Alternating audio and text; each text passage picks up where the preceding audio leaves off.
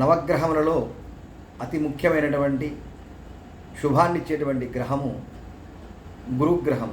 దీనినే బృహస్పతి అని పిలుస్తూ ఉంటారు. ఎక్కువగా ఈ యొక్క గురుబలం చూసి మనం ప్రతి కార్యక్రమాన్ని కూడా నిర్వహిస్తూ ఉంటాం. గ్రహచారంలో ముఖ్యంగా వివాహము కావడానికి, గృహ నిర్మాణము చేయడానికి, గృహప్రవేశము చేయడానికి, మిగతా ముఖ్యమైనటువంటి పలు శుభ కార్యక్రమాలను మనం ఏదైతే నిర్వహించాలనుకుంటామో ఆ కార్యక్రమాలన్నింటికీ కూడా గురుబలము ప్రధానమైనటువంటిది. గురుబలము లేకుండా మనం ఏ కార్యక్రమాన్ని మరి అనాదిగా నిర్వహించలేక మనం తప్పనిసరిగా గురుబలంతోనే ప్రతి పనిని కూడా మనం జ్యోతిష శాస్త్ర పరంగా పరిగణలోకి తీసుకొని మనం ముహూర్తాన్ని నిర్ణయం చేయడం జరుగుతూ ఉంటుంది. అంతటి విశేషమైంది గురుగ్రహం అనగా బృహస్పతి. అలాంటి గురువు జూన్ 2వ తేదీ నుంచి అనగా అధిక జ్యేష్ఠ బహుళ విద్య 2/6/2026 మంగళవారం నుంచి మొదలుకొని ఆశ్వీజ బహుళ షష్ఠి శనివారం 31/10/2026 వరకు కర్కాటక రాశిలో ప్రవేశిస్తూ ఉన్నారు. ఆ తర్వాత 31/10/2026 ఆశ్వీజ బహుళ షష్ఠి నుంచి మొదలుకొని పుష్యబహుళ విద్య అనగా 24/1/2027 వరకు సింహరాశిలో సంచారం చేస్తూ ఉన్నారు. అక్కడి నుంచి మొదలుకొని 25/1/2027 నుంచి మొదలుకొని ఈ యొక్క గురువు తిరిగి కర్కాటక రాశిలో ప్రవేశం చేయడం జరుగుతూ ఉంది. అనగా ఈ సంవత్సరము మిథున రాశి నుంచి కర్కాటక రాశిలోకి, కర్కాటక రాశిలో నుంచి చిరగతులై సింహరాశిలోకి, సింహరాశి నుంచి మొదలుకొని మళ్ళీ తిరిగి కర్కాటక రాశిలోకి ప్రవేశం చేస్తూ ఉన్నాడు. చాలా విశేషమైనటువంటి రాశి కర్కాటక రాశి. గురువుకు ఉచ్చస్థానంగా మరి పిలుస్తూ ఉంటాం. 12 సంవత్సరాలకు ఒకసారి కర్కాటక రాశిలో ప్రవేశిస్తూ ఉంటారు. మరి ఈ యొక్క 12 సంవత్సరాల తర్వాత ఈ యొక్క దేవగురువైన బృహస్పతి కర్కాటక రాశిలో తన యొక్క ఉచ్చస్థానమైనటువంటి కర్కాటక రాశిలో ప్రవేశిస్తూ ఉన్నాడు. ఈ యొక్క గురువు యొక్క అనుగ్రహం వలన జ్ఞానము, సంపద, ఆధ్యాత్మిక చింతన, అదేవిధంగా మరి ఆ యొక్క అదృష్టం కూడా కలిసి వస్తుంది. ముఖ్యంగా గురువు ధనకారకుడు, జ్ఞానకారకుడు, భాగ్యకారకుడు కూడా అయినందువలన మరి ఆ యొక్క గురుకారకత్వమైనటువంటి విషయాలన్నీ కూడా గురువు నిర్వహిస్తూ ఉంటాడు. కనుక అలాంటి గురువు ఆ యొక్క తనకు ఉచ్చస్థానమైనటువంటి కర్కాటక రాశిలో 12 సంవత్సరాల తరువాత మరి ఈ జూన్ 2వ తేదీ నుంచి ఆ యొక్క రాశిలో ప్రవేశం చేయడం జరుగుతుంది. దీనివలన యావత్ ప్రజలందరికీ కూడా, అదేవిధంగా దేశానికి, రాష్ట్రానికి అన్నిటికీ కూడా మరి ఉచ్చస్థానమైన యొక్క గురువు యొక్క ప్రభావం వలన విశేషమైనటువంటి శుభ ఫలితాలు పొందేటువంటి అవకాశం ఉంది. ఇక ఈ యొక్క గురువు మరి కర్కాటక రాశిలో ప్రవేశించడం వలన గురుగ్రహం యొక్క శక్తి, ఆ యొక్క గురుతత్వ శక్తి చాలా బలంగా, సానుకూలంగా వ్యాపించేటువంటి అవకాశం ఉంది. ఈ యొక్క గురువు యొక్క కర్కాటక రాశి ప్రవేశం వలన జ్ఞానము, సంపద, అదేవిధంగా వివాహము, ఆధ్యాత్మిక చింతన, శక్తి అన్నీ కూడా మరి జరుగుతూ ఉంటాయి, లభిస్తూ ఉంటాయి. ఈ విధంగా గురువు ప్రతి సంవత్సరము ఒకసారి ఒక్కొక్క రాశిలో ప్రవేశిస్తుంటారు. ఈ సంవత్సరం జూన్ 2వ తేదీ నుంచి గురువు కర్కాటక రాశిలో తనకు ఉచ్చస్థానమైనటువంటి రాశిలో ప్రవేశించడం అనేటువంటిది చాలా శుభప్రదంగా మనం జ్యోతిష శాస్త్రం చెప్పడం జరుగుతూ ఉంది. అదేవిధంగా ఈ యొక్క గురువు యొక్క జన్మ వృత్తాంతాన్ని మనం పరిశీలించినట్లయితే ఈ యొక్క గురువును బృహస్పతి అని అంటారు. ఈ బృహస్పతి దేవతలకు గురువుగా ప్రసిద్ధి చెంది ఉన్నారు. మరీచి ప్రజాపతి అయినటువంటి వారి కుమార్తె స్వరూప అంగీరసుల యొక్క పుత్రుడే బృహస్పతి. ఈ యొక్క బృహస్పతి ఉత్తర ఫల్గుని నక్షత్రంలో వైశాఖ శుద్ధ ఏకాదశి రోజున జన్మించినట్లుగా మరి జ్యోతిష శాస్త్రం చెబుతూ ఉన్నది. అదేవిధంగా పురాణాలు కూడా అన్నీ కూడా మరి బృహస్పతి యొక్క జన్మ వృత్తాంతాన్ని మరి తెలియజేయడం జరిగింది.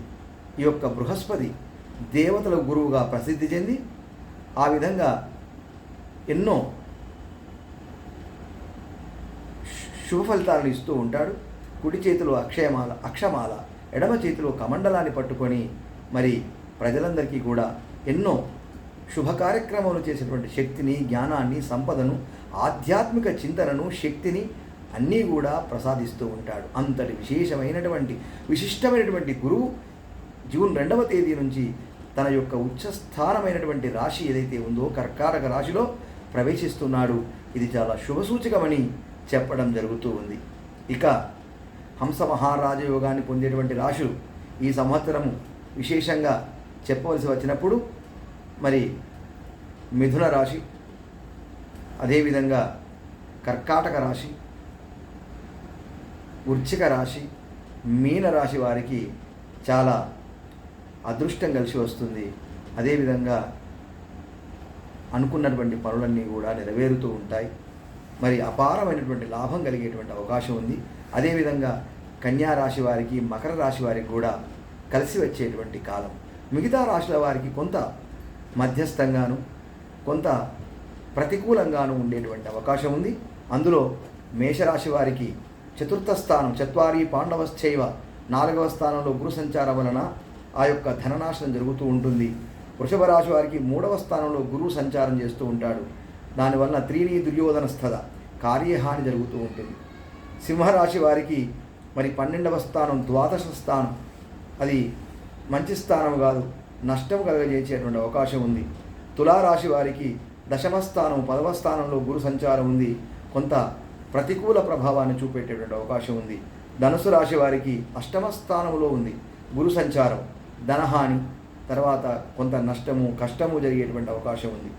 కుంభరాశి వారికి 6వ స్థానంలో గురు సంచారం జరిగి కొంచెం దుఃఖం కలిగజేసేటువంటి అవకాశం ఉంది. అదేవిధంగా ముఖ్యంగా కర్కాటక రాశి వారికి, మిథున రాశి వారికి,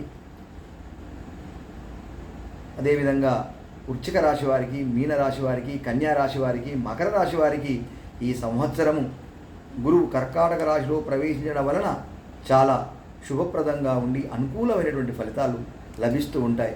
ముఖ్యంగా ఈ రాశి వారికి మరి గృహయోగము, అదేవిధంగా వస్తువాహన యోగము, తర్వాత వివాహం కాని వారికి వివాహము, ఉన్నతమైనటువంటి పదోన్నతులు, ఉన్నతమైనటువంటి విద్యా ఉద్యోగాలు, మరి వాళ్ళు అనుకున్నటువంటి పనులన్నీ కూడా ఆ యొక్క కర్కాటక రాశి వారికి, మీనరాశి వారికి, వృశ్చిక రాశి వారికి, మిథున రాశి వారికి మరి అదృష్టం కానీ, అపారమైన సంపద కానీ, మరి సకల కార్యాలందు విజయం కానీ, వాళ్ళు మరి ఉన్నతమైనటువంటి అవకాశాలను పొందేటువంటి అవకాశము ఈ యొక్క గురువు కర్కాటక రాశిలో ప్రవేశించడం నుంచి మొదలుకొని మరి సంవత్సర కాలం అంతా కూడా విశేషంగా మరి వారికి అపారమైన లాభం జరిగేటువంటి అవకాశంగా మనం చెప్పడం జరుగుతూ ఉంది. ముఖ్యంగా ఈ యొక్క గురుగ్రహము అనుకూలంగా లేకపోతే వారికి చేయవలసిన పరిహారాలు, ఆ యొక్క గురుగ్రహానికి మరి పరిహారాలు ఏం చేస్తే బాగుంటుంది అంటే, మరి ఎక్కువగా ఈ యొక్క శివునికి ఆది గురువు అయినటువంటి దక్షిణామూర్తి స్తోత్రం పారాయణం చేయడం, ఆ యొక్క దక్షిణామూర్తిని పూజించడం చాలా విశేషంగా చెప్పవచ్చు. ఎందుకంటే శివునికి ఆది గురువు, జ్ఞాన గురువు అయినటువంటి వారు దక్షిణామూర్తి. అలాంటి దక్షిణామూర్తి వారిని పూజించడం అనేటువంటిది, వారి నామాన్ని పారాయణ చేయడము, దక్షిణామూర్తి స్తోత్రాన్ని పఠించడం అనేటువంటిది చాలా విశేషంగా ఉంటుంది. కనుక తప్పనిసరిగా గురుబలం లేనటువంటి వాళ్ళు ఏదైతే మేషరాశి వారు, వృషభ రాశి వారు, సింహరాశి వారు, అదేవిధంగా తులారాశి వారు, ధనస్సు రాశి వారు, మకర రాశి కుంభరాశి వారు, ఈ రాశుల వాళ్ళు తప్పనిసరిగా మరి దక్షిణామూర్తి స్తోత్రాన్ని పారాయణం చేయడం అనేటువంటిది చాలా మంచిది. అదేవిధంగా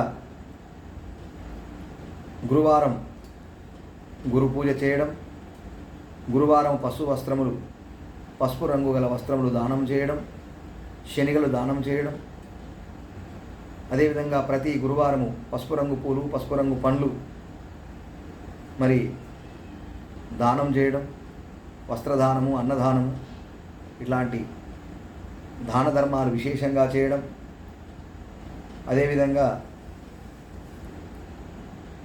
పెద్దలను, గురువులను, పండితులను మరి పూజించడము, వారిని గౌరవించడము, వారిని సన్మాన సత్కారాలు చేయడం అనేటువంటిది ఈ యొక్క గురుగ్రహము బాగా లేనప్పుడు, ప్రతికూలంగా ఉన్నప్పుడు చేయవలసిన పరిహారాల్లో చాలా చెప్పదగినటువంటి పరిహారాలు. అదేవిధంగా రావి చెట్టు ప్రదక్షిణ చేయడం, చూపుడు వేలుకు కనక పుష్పరాగాన్ని ధరించడం, అదేవిధంగా ప్రతి గురువారము శివాలయము కానీ, శ్రీ వీరబ్రహ్మేంద్ర స్వామి వారి దేవాలయం కానీ, దత్తాత్రేయ స్వామి దేవాలయం కానీ సందర్శించి పూజించడం. ఇక ఎన్నో విధాలైనటువంటి మరి పరిహారాలను చేయడం వలన ఆ యొక్క గురువు గ్రహం యొక్క అనుగ్రహము కలిగి సకల శుభాలన్నీ కూడా మనం పొందవచ్చు. ముఖ్యంగా ప్రతి గురువారం రోజున ఎవరైతే గురుబలం లేదో, ఎవరైతే గురుగ్రహం చారి లేదో వాళ్ళందరూ కూడా పరిహార నిమిత్తమై మరి ఆయా రాశుల వాళ్ళు తప్పనిసరిగా 16 సార్లు ప్రతి గురువారం ఓం బృహస్పతయే నమః అనేటువంటి నామాన్ని 16 సార్లు స్మరించడం, ఓం నమో భగవతే దక్షిణామూర్తయే నమః, అదేవిధంగా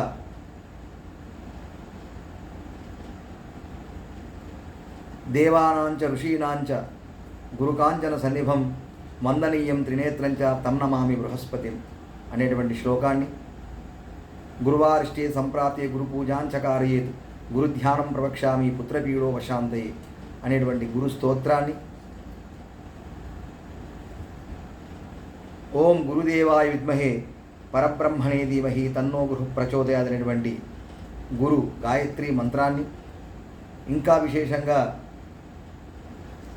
శివాలయ ప్రదక్షిణ చేయడం, దక్షిణామూర్తి స్తోత్రాన్ని పఠించడం, పారాయణం చేయడం, పూజించడం, దత్తాత్రేయ స్వామి వారి గుడికి వెళ్ళడం, ఇంకా ముఖ్యంగా గురువు అంటే జ్ఞాన గురువు, బోధ గురువు, సద్గురువు అయినటువంటి శ్రీ వీరబ్రహ్మేంద్ర స్వామి వారి దేవాలయానికి వెళ్ళి ఓం నమో పరబ్రహ్మణే శ్రీ వీరనారాయణాయ వీరాచార్యాయ వీరగురువే వీరబ్రహ్మణే నమః అనేటువంటి శ్లోకాన్ని ఒక 32 సార్లు పారాయణం చేసినట్లయితే ఆ యొక్క గురువు యొక్క అనుగ్రహము సంపూర్ణంగా కలుగుతూ ఉంటుంది.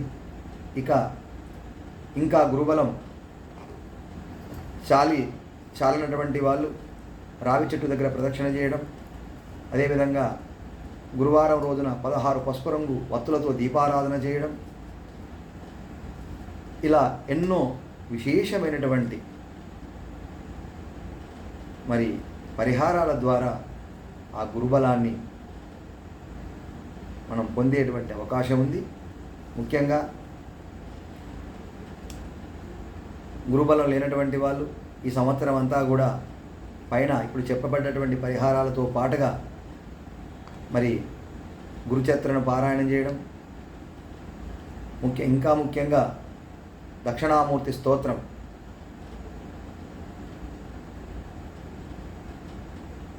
ఓం గురవే సర్వలోకానాం విషజే భవరోగిణాం నిధయే సర్వ విద్యానాం దక్షిణామూర్తయే నమః. ఓం గురవే సర్వలోకానాం విషజే భవరోగిణాం నిధయే సర్వ విద్యానాం దక్షిణామూర్తయే నమః అనేటువంటి దక్షిణామూర్తి స్తోత్రాన్ని కూడా మనం నిత్యము పారాయణ చేసినట్లయితే మరి జ్ఞానము, సంపద, అదేవిధంగా అష్టైశ్వర్యములు, ఆయురారోగ్య భోగభాగ్యములు, అదేవిధంగా మరి ఆధ్యాత్మిక చింతన మొదలైనటువంటి మంచి ఫలితాలన్నీ కూడా ఈ యొక్క పొందేటువంటి అవకాశం ఉంది.